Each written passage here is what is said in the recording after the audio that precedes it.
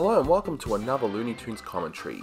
If you're new to the channel, consider subscribing as it helps out the channel, and give this video a like if you do like it.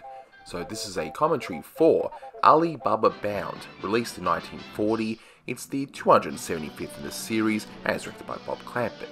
You can find this on the Porky Pig 101 DVD set, completely uncut and in a reasonable state. And also a word of warning, and as you may have predicted, this will contain some very some heavy racial stereotypes of Arabs. But I do like that initial joke there. So initially we're going to see a funny little take on the Brown Derby, which in this case it's the Brown Turban. Now, this cartoon I've actually seen before. In fact, this brought back a lot of memories. Although, as you would probably expect, I saw this in a colorized form. I'm just not sure if I saw the Korean redraw or the computer one, because it was done twice. Now, this song, the way that Porky was singing, Belle's voice was not sped up. And this is a caricature of George Raft, and his signature thing was to flip a coin, basically, and here he's doing it with his foot, and I love that foot animation right there. But the fact that this had a computer colorized version done in the 90s just shows just how late, how acceptable certain stereotypes were up until a point. I mean, you had in the 60s and onwards the African-American stereotypes rightfully removed from television, and yet these sort of ones were still stayed around. Now, Confessions of a Nasty Spy, well, it's based off Confessions of a Nazi Spy. And there'll be a Three Stooges short, which I believe called Confessions of a Nazi Spy, I believe. But that's just going off memory, though. But yeah, I love that George Raft caricature right there. Absolutely.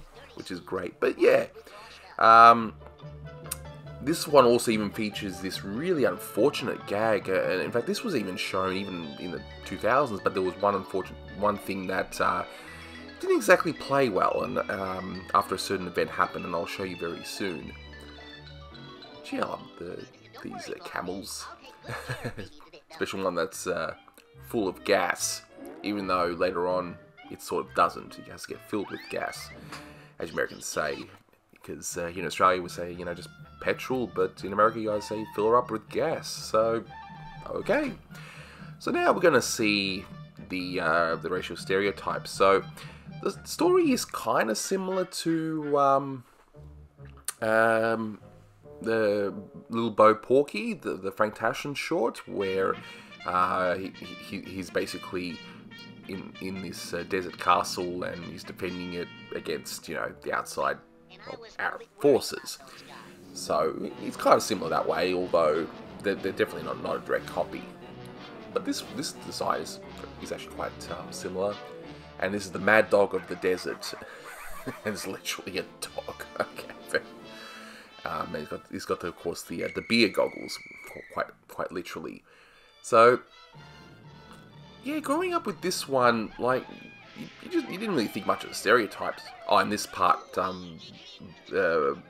it's a redraw from Buddy of the Apes, where instead of African natives coming forward, now it's Arabs. So we've gone from one stereotype to another in a redrawn little section. It's only that tiny section. You'd think, why go through all that effort to do a redraw just for that?